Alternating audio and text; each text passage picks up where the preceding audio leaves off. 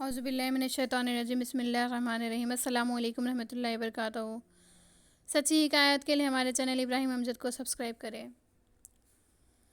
حلیمہ رضی اللہ تعالیٰ عنہما سے روایت ہے کہ جس سال میں رسول خدا صلی اللہ علیہ وسلم پیدا ہوئے اسی سال عرب میں قحط تھا، بلکہ ہمارے گھر میں سب کے سب بھوکے تھے۔ مارے بھوک کے میں اپنے بھائی کو ساتھ لے کر میدان جا کے گھاس لا کر اسے بیچ کر قوت حاصل کرتی اور شکر خدا بجا لاتی، اور اس وقت میں حمل سے تھی اور جب لڑکے نام مہبیر رکھا، اور اس وقت میں لڑکے کے دودھ کے واسطے حیران و پریشان رہتی تھی، کچھ کھانے کو نہ پاتی، یہاں تک کہ دن رات 7 دن میں بھوکی رہی، فاقے گزرے، بے تاب ہو گئی، کچھ ہوش نہ تھا۔ ایک رات میں خواب میں دیکھا ایک چشمہ پانی، اس کا نہایت سفید دودھ سے زیادہ اور خوشبو زیادہ مشک و عنبر سے۔ ایک شخص نے مجھ سے کہا کہ اس چشمے سے جتنا چاہو پانی پیو، تب تمہارا دودھ زیادہ ہوگا، اور جب میں نے اس میں پانی پیا تو اس نے کہا مجھ کو تم پہچانتی ہو؟ میں نے کہا نہیں۔ اس نے کہا میں شکر ہوں کہ تم نے حالت قحط میں تکلیف اٹھائی بغیر کھائے اپنے خدا کا شکر بجا لائی۔ حق تعالیٰ نے مجھ کو بصورت آدمی تمہارے پاس بھیجا تاکہ تم کو خوش کرو، تم مکے میں جاؤ، تمہاری کشادگی ہو گئی، یہ بات کسی سے مت کہو۔ حلیمہ رضی اللہ تعالیٰ عنہ کہتی ہے کہ اس نے میری چھاتی پر ہاتھ پھیرا اور کہا کہ خدا تمہاری روزی زیادہ کرے گا اور دودھ تمہارا زیادہ ہوگا، تم مکے میں جاؤ۔ اسی وقت میں نیند سے جاگ اٹھی اور چھاتی میری دودھ سے بھری تھی، مثال مشک کے ٹپکتی تھی۔ بنی سعد کی عورتوں نے جب یہ حال میرا دیکھا، مجھ سے کہنے لگی کہ اس قحط میں ہم سب کی جان لبوں پر آئی ہے، قریب الہلاک ہوئے، اور تم کو اس کے خلاف دیکھتے ہیں، تم کیا کھاتی ہو کہو۔ اس کا جواب میں نے کچھ نہ دیا کہ خواب میں مجھ کو ممانعت تھی کہ بھید کسی سے نہ کہنا۔ پھر دوسرے دن اپنی عادت پر گھاس چھیلنے کے لیے میدان میں گئی، اس میں ایک آواز غیب سی آئی، یہ کہ ایک لڑکا قریش کی قوم میں پیدا ہوا ہے، مبارک اور سعادت اس شخص کی ہے کہ جو اس کو گود میں لے کے دودھ اپنا پلائے۔ قوم بنی سعد کی عورتیں یہ سن کے پہاڑ پر سے اتر آئیں اور اپنے اپنے شوہر سے جا کے یہ احوال کہا، تب سب متفق ہو کے مکے کو چلے، اور میں بھی ان کے ہمراہ پیچھے گدھے پر سوار ہو کر چلی، اور میرا شوہر بھی میرے ساتھ تھا۔ میں چلنے میں سستی کرتی تھی، اس واسطے کہ گدھا بہت لاغر تھا۔ ساتھی سنگاتی میرے آگے سب نکل گئے، میں آہستہ آہستہ پیچھے چلی جاتی تھی، جس کو اور میدان میں جاتی تھی۔ اے حلیمہ رضی اللہ تعالیٰ عنہ، تم کو مبارک ہو۔ اور اسی طرح تیسرے مقام پر جا پہنچی، وہاں ایک شخص کو دیکھا، قد و قامت میں بلند اور عصا ہاتھ میں، نورانی چہرہ، غار سے نکل آیا۔ اسے دیکھتے ہی آنکھیں میری بند ہو گئی، وہ میرے پاس آ کے میرے پیٹ پر ہاتھ پھیر کر کہنے لگے، اے حلیمہ رضی اللہ تعالیٰ عنہ، سعادت دارین تم کو حاصل ہوئی، اللہ تعالیٰ نے رضاعت پسر قریش تم پر مبارک کی۔ یہ سن کے میں نے اپنے شوہر سے کہا کہ جو میں دیکھتی سنتی ہوں غیب سے، تم کو کچھ معلوم ہے؟ وہ مجھ کو کہنے لگا کہ کیا ہوا ہے تم کو؟ خیر تو ہے کیا؟ دیوانی تو نہیں ہوئی؟ اور میں اندیشہ کرتی ہوئی راہ میں چلتی جاتی تھی کہ ہمارے ہمراہ لوگ ہم کو ملے یا نہیں۔ جب مکے کے قریب جا پہنچی، ایسا کہ مجھ سے 6 کوس باقی تھا، اور سب عورتیں قوم بنی سعد کی اس عرصے میں مکے میں جا کے داخل ہوئی اور اپنا مال و اسباب اور سواری کا گدھا وہاں چھوڑ کے صرف اپنے شوہر کو لے گئی شہر مکہ میں، اور بنی سعد کی عورتوں کو دکھائے مکے سے پھری آتی ہے، اور میں ستر و اسباب کی ہوئی اور کہا کہ یا الہی مجھ کو وہ دولت نصیب ہوگی یا نہیں جو تو نے کہا تھا۔ اس میں ابو المطلب کو دیکھا کہ چلے آتے ہیں، دائی دودھ پلانے والی کی تلاش کرتے ہوئے پکارے، اے عورتیں قوم بنی سعد کی، تم میں سے کوئی دودھ پلانے والی دائی ہے؟ میں نے کہا میں ہوں۔ عبد المطلب نے کہا تم کون ہو؟ کس قوم سے ہو؟ میں نے کہا بنی سعد کی قوم سے ہوں۔ بولے تیرا نام کیا ہے؟ میں نے کہا حلیمہ رضی اللہ تعالیٰ عنہ۔ تب انہوں نے کہا اے حلیمہ رضی اللہ تعالیٰ عنہ، یہ بہت نیک اور اچھی بات ہے، ایک لڑکا محمد صلی اللہ علیہ وسلم نام یتیم، تم اس کو دودھ پلاؤ گی، اس کی اجرت میں تم کو دوں گا۔ سب بنی سعد کی عورتوں نے میں نے کہا کسی نے اس کو قبول نہ کیا، اور کہا کہ یتیم لڑکے کو دودھ پلانے سے کیا فائدہ، بس تم اس کو دودھ پلاؤ، اللہ تعالیٰ تم کو اس کا اجر دے گا، شاید اس کے باعث تم عزیز و مکرم ہو جاؤ۔ تب میں نے کہا بہت اچھا، میں اپنے شوہر سے پوچھوں تب دودھ پلاؤں گی۔ بس عبد المطلب نے مجھ کو قسم کھلا کے کہا تم ضرور آؤ۔ میں نے کہا بہت اچھا، میں آؤں گی۔ تب میں نے شوہر سے اپنے پوچھا، وہ بولا بہت خوب، تم جاؤ اس کو دودھ پلاؤ، نیک کام سے مت پھرو، وہی میں بہت خوش ہوں، شاید مجھ کو اس سے فیض پہنچے۔ اور میں نے دیکھا جب بنی سعد کی قوم اس سے باز آئی کہ یتیم لڑکے کو دودھ پلانے سے کیا فائدہ ہوگا، بس میرے بھی دل میں آ گیا کہ دودھ پلانے سے جاؤں یا نہ جاؤں۔ ایک بھانجا میرے ساتھ تھا، اس نے مجھ کو کہا، اے خالہ جان، سب عورتیں قوم بنی سعد کی بے نصیب ہو گئی، تم جاؤ۔ اور مجھ کو یہ بات پسند آئی کہ سب محروم ہو گئی، میں نہیں جاؤں گی۔ اگر یہ لڑکا یتیم ہوا تو کیا ہوا، میں گود میں پالوں گی۔ جو میں نے خواب میں دیکھا وہ ہرگز جھوٹ نہ ہوگا۔ میں یہ سن کر عبدالمطلب کے پاس گئی اور وہ لڑکا طلب کیا۔ وہ خوش ہو کر میرا ہاتھ پکڑ کر آمنہ رضی اللہ تعالیٰ عنہا کے گھر میں لے گئے۔ میں نے آمنہ رضی اللہ تعالیٰ عنہا کو دیکھا، مانند ماہ کے گھر میں بیٹھی ہیں اور محمد صلی اللہ علیہ وسلم کو سفید حریر کے کپڑے میں لپیٹ کر سلا رکھا ہے۔ میں چاہتی تھی کہ اٹھا کے گود میں لوں۔ ان کے سینے مبارک پر جب میں نے ہاتھ اپنا رکھا، اس وقت حضرت صلی اللہ علیہ وسلم شکر خواب سے جاگ اٹھے اور آنکھ کھولی، لب مبارک خندان ہوئے اور ایک نور میں نے دیکھا کہ چشم مبارک سے نکل کر طرف آسمان کے گیا۔ میں نے ان کو اٹھا کے گود میں لیا اور داہنی طرف کا دودھ اپنا دو کے ان کو دہن میں مبارک میں دیا، تب انہوں نے دودھ پیا اور بائیں چھاتی جب ان کے منہ میں رکھی نہ پیا۔ ابن عباس رضی اللہ تعالیٰ عنہ سے روایت ہے کہ رسول خدا صلی اللہ علیہ وسلم نے حلیمہ رضی اللہ تعالیٰ عنہا کی دوسری چھاتی اس بات سے ناپی تھی کہ حق تعالیٰ نے ان پر الہام فرمایا تھا کہ حلیمہ رضی اللہ تعالیٰ عنہا کا لڑکا جو دودھ پیے گا تم اس کو مت پیو۔ ایک چھاتی حلیمہ رضی اللہ تعالیٰ عنہ کی تم پیو اور ایک اس کا لڑکا پیے گا، دونوں تم مت پیو تاکہ درجہ منافی ہو، درجہ مساوی ہو۔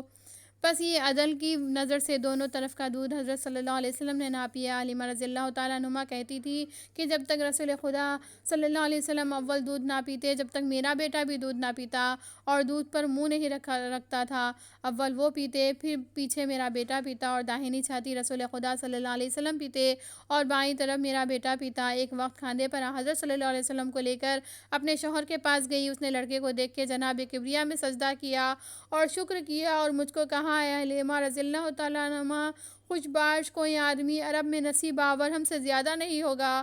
حلیمہ رضی اللہ تعالیٰ عنہا کہتی تھی کہ جب رات ہوئی، مکے کے پاس بطحا ایک جگہ ہے، وہاں میں 4 شب رہی اور 5ویں شب کو خواب میں دیکھا ایک شخص نورانی چہرہ حضرت کے سرہانے آ کے بیٹھا اور حضرت کا منہ چوما۔ یہ دیکھ کے میں نے اپنے شوہر سے کہا، اس نے کہا، خاموش، یہ کسی سے بات مت کہو، یہ علامت اقبال ہے۔ اور اس کے بعد دوسرے دن جو عورتیں قوم بنی سعد کی مکے میں آئی تھی، سب کے سب پھر اپنے گھر کی طرف مراجعت کی اور میں بھی آمنہ رضی اللہ تعالیٰ عنہا سے رخصت ہو کر رسول خدا صلی اللہ علیہ وسلم کو لے کر سواری پر سوار ہو کر سب کے ساتھ چلی اور میری سواری نے 3 مرتبہ کعبے کی طرف سجدہ کر کے روئے بسوئے آسمان کہا اور مثال ہوا کے چلا۔ لوگ مجھ کو دیکھ کر متحر ہوئے، پوچھنے لگے، اے حلیمہ رضی اللہ تعالیٰ عنہا، یہ وہی سواری ہے جو تیرے ساتھ آئی تھی؟ بولی، ہاں وہی ہے جو میرے ساتھ آئی تھی، سب کے پیچھے چلتی تھی۔ اور خدا کے حکم سے اس وقت سواری نے کہا، اے لوگوں، میں وہی سواری ہوں جو لاغر تھی، اب میں تازہ ہوں۔ کسی بات سے اس کی خبر تم کو نہیں کہ میرے پیٹھ پر سوار کون ہے، یہ میری سعادت ہے، خاتم الانبیاء صلی اللہ علیہ وسلم کا میں برادر ہوں، اس لیے زور میرا زیادہ ہوا۔ حلیمہ رضی اللہ تعالیٰ عنہا سے روایت ہے، وہ کہتی تھی کہ میری سواری میرا سب قافلے کے آگے نکل گیا تھا اور جب ہم منزل کرتے تھے تو حضرت کے طفیل سے وہاں گھاس پیدا ہوتی تھی، سب جو چوپائے کھاتے۔ جب میں اپنے گھر میں پہنچی، حضرت صلی اللہ علیہ وسلم کی برکت سے بکریاں جو میری دبلی تھی سب موٹی تازی ہو گئی اور دوسروں کی بکریوں سے ہماری بکریاں بہت بچے دینے لگی، بہت دودھ ہوا۔ پھر ایسا ہوا کہ لوگ ہماری بکریوں کے ساتھ اپنی بکریاں لا کے باندھ دیتے، تب ان کی بکریاں بھی بہت بچے اور بہت دودھ دیتی تھیں۔ کہتے ہیں کہ یہ سب حلیمہ رضی اللہ تعالیٰ عنہا کی برکت سے تھا، اس واسطے کہ وہ سرکار کائنات صلی اللہ علیہ وسلم کی دائی تھی اور عقیدہ اللہ خلائق کے دل میں عجب ڈال تھی۔ جو شخص رسول خدا صلی اللہ علیہ وسلم کو دیکھتا، پیار و محبت کرتا، اور جب حضرت صلی اللہ علیہ وسلم بڑے ہوئے، بات کرنے لگے اور ایک کلمہ کہا، اللہ اکبر، اللہ اکبر، الحمدللہ رب العالمین، لوگ یہ سن کے متعجب ہوئے۔ حلیمہ رضی اللہ تعالیٰ عنہا نے کہا، اس سے بھی اور عجیب و غریب بات واقع ہوئی۔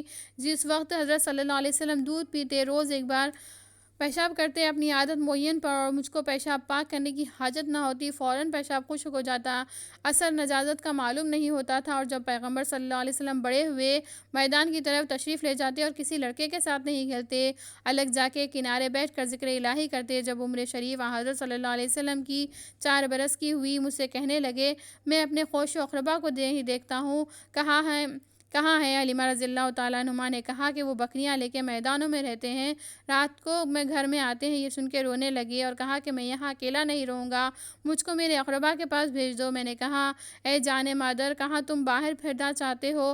تب میں نے ان کے سر کے بالوں میں تیل دے کر شانہ کر اور آنکھوں میں سرما لگا کر اور پیر میں کپڑا پہنا کر اور گلوبند یمانی گلے میں باندھ دیا تاکہ ان پر اثر زحمت نہ پہنچے۔ تب ایک لکڑی ہاتھ میں لے کے میرے بیٹوں کے ساتھ باہر گئے۔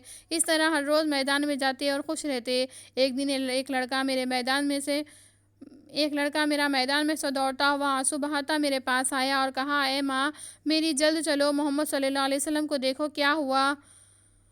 اب تو مر گئے ہوں گے۔ تب میں گھبرا کے اٹھی اور بیٹے سے پوچھا، کیا ہوا؟ بولا کہ اے ماں میری، ہم سب بھائی بہم سنگ فلاخن کھیل رہے تھے، اس میں اچانک ایک شخص نے آ کر ہمارے سامنے سے ان کو پہاڑ پر لے جا کے لٹایا اور ان کا پیٹ چھاتی سے ناف تک چیر ڈالا۔ میں دیکھ کے آیا ہوں، اب تک ہے یا نہیں کہہ نہیں سکتا۔ اور اکثروں نے یہ روایت کی ہے کہ ایک دو جانور گدھ کی شکل کے تھے، آ کے کہنے لگے، یہ وہی لڑکا ہے؟ دوسرا بولا، ہاں۔ تب دونوں جانور حضرت صلی اللہ علیہ وسلم کے نزدیک گئے اور حضرت صلی اللہ علیہ وسلم ان کو دیکھ کے ڈرے اور رونے لگے۔ تب ان جانوروں نے حضرت صلی اللہ علیہ وسلم کے دونوں مونڈے مبارک پکڑ کے زمین پر لٹایا اور منخارون سے اپنی شکم مبارک میں حضرت صلی اللہ علیہ وسلم کا چاک کر کے دل لے کے کینہ کے اندر سے جو خون مردہ سیاہ تھا نکال ڈالا اور کہا کہ یہ خون سیاہ بہرہ شیطان ہے کہ ہر شخص کے دل کے اندر یہ خون سیاہ رہتا ہے۔ وسوسہ شیطان مردود کا حضرت صلی اللہ علیہ وسلم کے دل مبارک میں اثر نہیں کرے گا، بس پیچھے آب برف سے دل مبارک کو دھو کے شکم کے اندر رکھ کے سی دیا اور سکینہ ایک قسم کا مرہم ہے اوپر رکھ دیا۔ آرام و آسائش زیادہ ہوئی اور مہر نبوت سے مہر کر کے جیسا تھا ویسا کر دیا۔ اور اس عرصے میں حلیمہ رضی اللہ تعالیٰ عنہا کے بیٹے سب گھر میں کھانے واسطے گئے تھے، آ کے دیکھتے ہیں یہ ماجرا ہے۔ تب سراسیمہ ہو کے دوڑتے ہوئے اپنی ماں سے جا کے کہا۔ پس حلیمہ رضی اللہ تعالیٰ عنہا کہتی تھی کہ میں اس بات کے سنتے ہی اسی وقت دوڑی جا کے دیکھتی ہوں کہ محمد صلی اللہ علیہ وسلم پہاڑ کے اوپر بیٹھے ہوئے آسمان کی طرف منہ کر کے ہنس رہے ہیں۔ میں نے جا کے ان کے سر و چشم چوم لیے، کہا، اے جان میری، میں تمہارے تصدق جاؤں؟ میں تمہارے کہو تو تم پر کیا گزری؟ بولے، خیر ہے۔ سب بھائی گھر میں کھانے کے واسطے گئے تھے، میں اکیلا تھا۔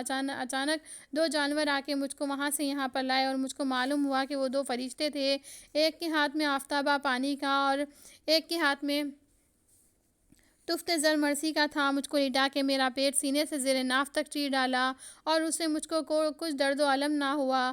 جو کچھ کے میرے پیٹ کے اندر تھا نکال کر تشت میں رکھ کے دھو کے پھر میرے پیٹ کے اندر رکھ دیا۔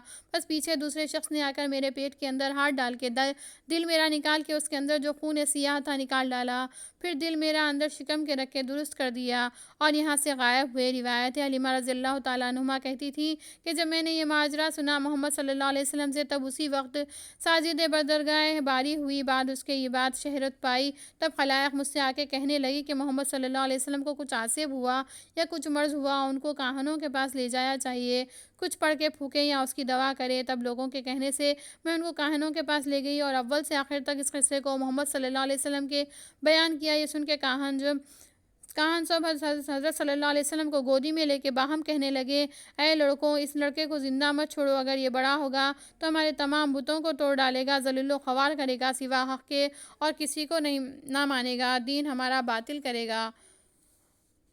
صدق اللہ العلی العظیم۔ وما علینا الا البلاغ۔ ہمارے چینل کو لائک، شیئر اور سبسکرائب کریں۔